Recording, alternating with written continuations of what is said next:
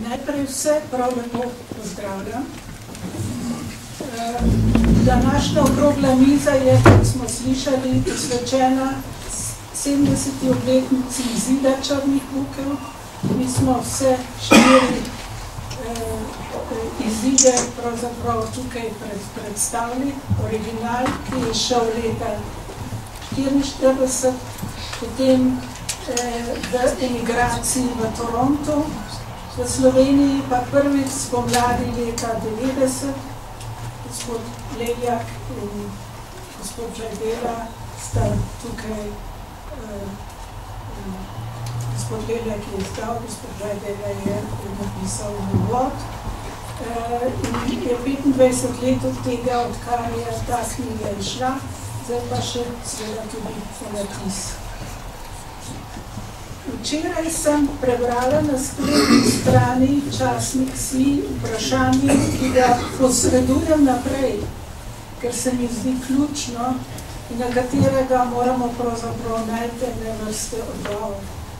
Vprašanje se glasi, kako to, da smo Slovenci tako hitro solidarni s tujimi žrtvami, ne zmoremo pa sočutja in solidarnosti do naših tako številnih mučencev in pričevalcev. Črne bukve vsebujejo seznam 1002 imen, 1002 imensko navedenih žrtev, in sicer žrtev revolucionarnega nasilja.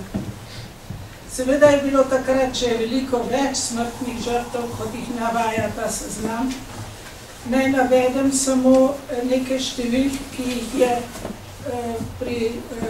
objavila tukaj prisotna zgodovinarka dr. Vida Deželak-Palič iz raziskave INZ smrtne žrtve med prebivalstvom na območju Republike Slovenije ali druga svetovna vojna in po njej.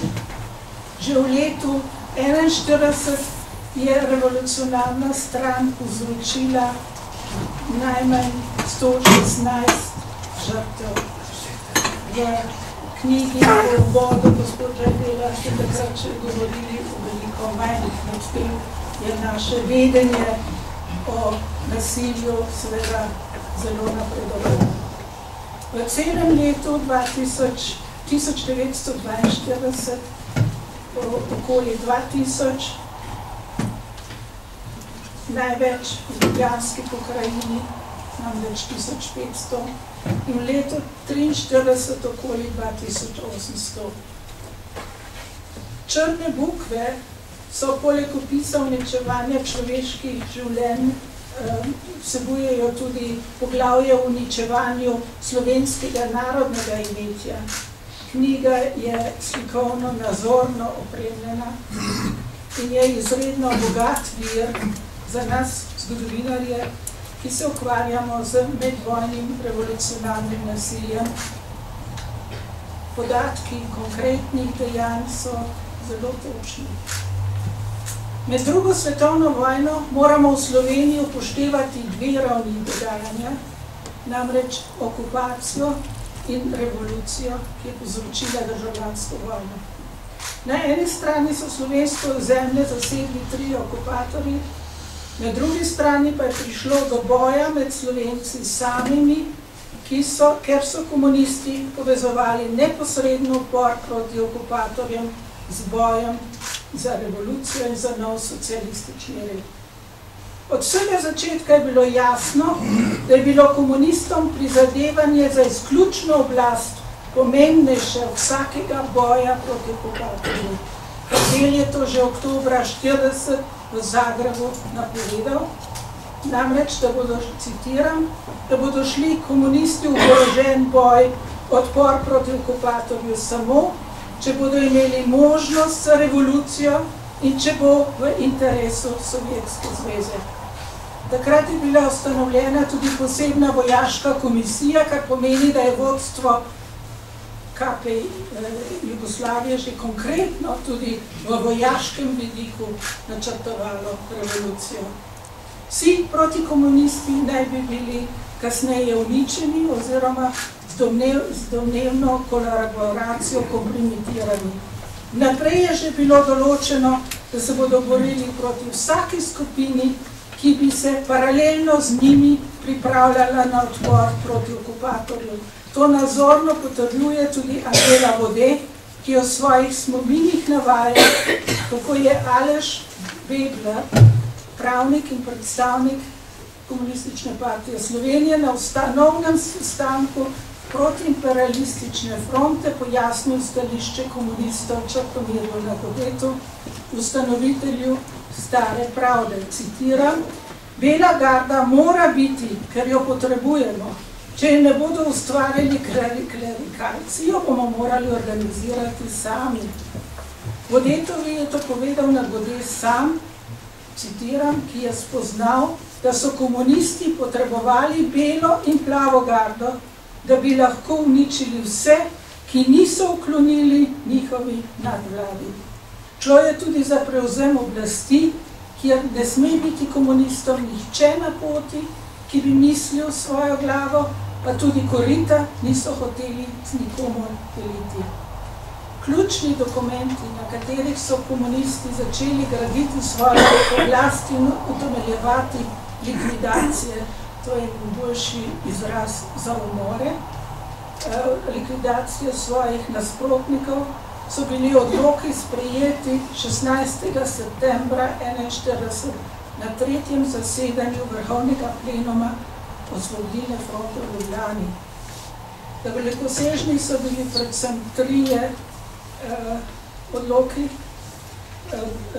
odlok o preimenovanju Vrhovnega plenuma Slovenski narodno-osvobodilni odbor in tukaj so v 2. členu utemeljevali monopol nad vrhovno oblastjo. Slovenski narodni osvobodilni odbor za časa osvobodilne borbe edini predstavlja, zastopa, organizira in vodi slovenski narod na vsem njegovem ozemlju. Vsako organiziranje izven okvira Osvobodilne fronte slovenskega naroda je v času tujčeve okupacije škodljivo borbi za narodno svobodo. Torej, vsako organiziranje, to se pravi vsako organiziranje izven Osvobodilne fronte, tudi če je naperjeno proti okupatorju, je s tem odlokom pravzaprav škodljivo narodno-osvobodilni borbi. Ta odlok je bil temelj tako imenovanega revolucionarnega sodstva in skupaj z tako imenovanim zaščitnim odlokom, ki bi ga tudi morali imeti tukaj, ki po tem odloku, lahko preverite, so izdajalce lahko obsodili na smrt. Kot izdajalce so opredelili denunciante, Slovence, ki so posredno ali neposredno stopili v stik z oblastniki okupatorjev ali drugimi sovražniki svobode slovenskega naroda in tiste, ki so zaradi svoje sebične koristi ali koristi skupine odvajali narodne sile za borbo proti osvoboditvi slovenskega naroda. S tem odlokom naj bi prevzeli kazensko oblast. Zaščitni odlok naj bi legitimiral likvidacije, ubijanje Slovencev, ki niso sledili načelom, zapovedim in ukazom Osvobodilne fronte oziroma, bolje rečeno, Komunistične partije Slovenije.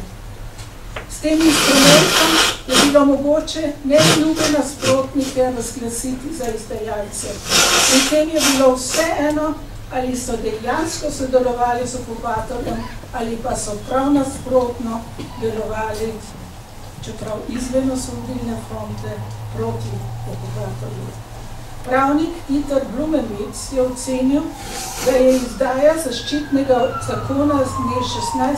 septembra 1941 nasprotovala mednarodnemu pravu, še zlasti, ker so njegove določbe odpravile vsakršno pravno varnost in nasprotno omogočale kaznovanje skorajda katerega koli dejanja.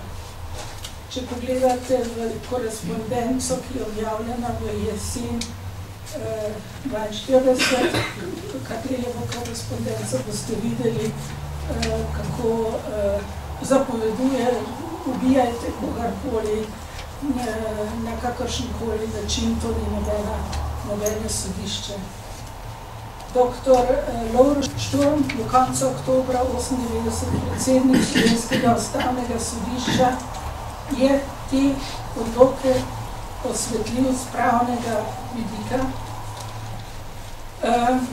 in je napisal, to pa bom prebrala, pravna analiza standardnim pravnim instrumentarijem za presojo vsebinski pravni pravilnosti obeh revolucionarnih pravnih aktov nas ob upoštevanju historičnih dejstev kot rezultat dognanj zgodovinske stroke pripelje do naslednjih spoznanj.